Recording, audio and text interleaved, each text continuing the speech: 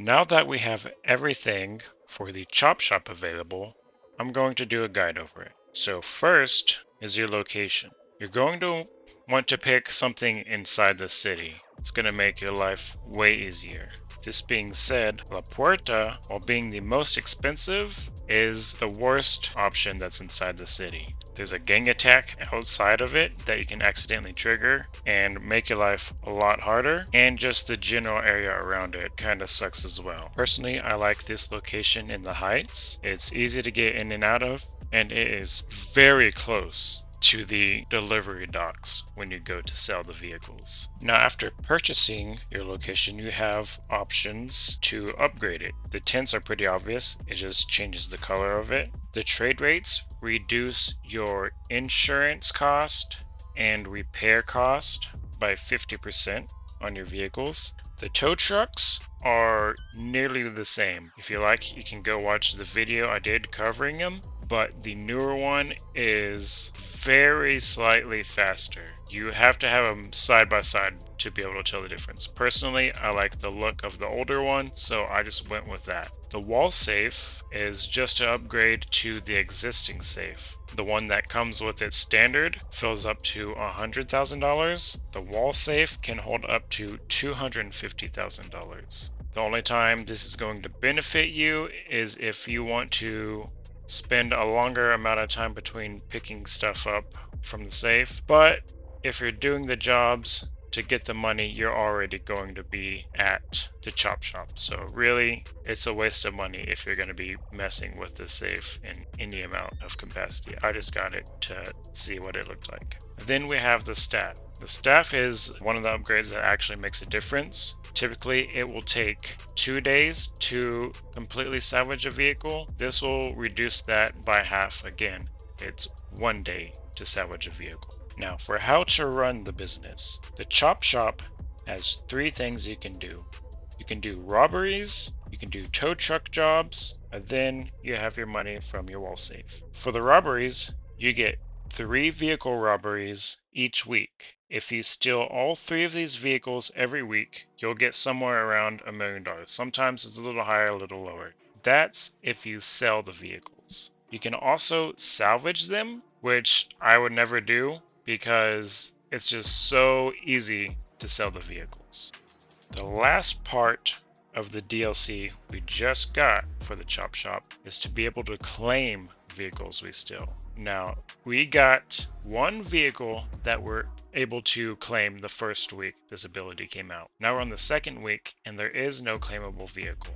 I also waited to purchase the vehicle just to see if we would be able to purchase it after the week it was released or not. And now that week is over and we're on a new rotation of vehicles, I was still able to purchase that vehicle. So you don't have to purchase it right away. You can let it sit in your chop shop and then purchase it whenever you're ready. Whenever you do go to claim a vehicle, you can see this one cost $20,000 to claim, which is a significant reduction in price. However, if you have the document forgery and have it set up, it will reduce that price by half. So I was able to purchase this vehicle for $10,000. So to do these robberies, what you're going to want to do is walk up to your planning board and you can start the heist for $20,000. You'll then do everything it shows on the board. You do your setups, and then you can do or not do the optional setup. If you want to do it, this will make it easier, but if you're a decent player, it's not necessary. There's also tasks. These will pop up after you start the robbery. You'll see green bags on the map. You'll go to these locations and start the tasks. Just follow the instructions. It's different for everyone, but they're all very straightforward. You'll also have an optional task that is for the masks. This will reduce the 1 stars you get. Again, not necessary, but it makes it slightly easier. Some quick notes you might want to know about the robberies. You can take the easy way out to get rid of the cops. You can use any of your vehicles to help on this. You can use your Sparrow, you can use your personal vehicles like the Toreador or the Mark II. It doesn't matter. It doesn't lock you out of anything. So this makes it a lot easier to get around and take care of everything. When you're doing the robberies, there are different challenges. Each one of these are worth $10,000. If you get all 3, you get an additional bonus $20,000. So you can get up to $50,000 bonus. To actually sell the vehicles, once you have them, just walk up to them and select the option. You can either sell them one by one yourself, or if you have friends with you, you can have them in your group inside of the chop shop, and you can sell them all at once. Each person will drive a different vehicle, and you can select who drives what. The tow truck is just as simple. You just hop in the tow truck, select the option to pick up a vehicle, drive out to it, back up, hook it up, drive it back to the shop. It'll sit on a lift where your staff members will pull it apart and salvage it. Once they're done, you'll receive the money.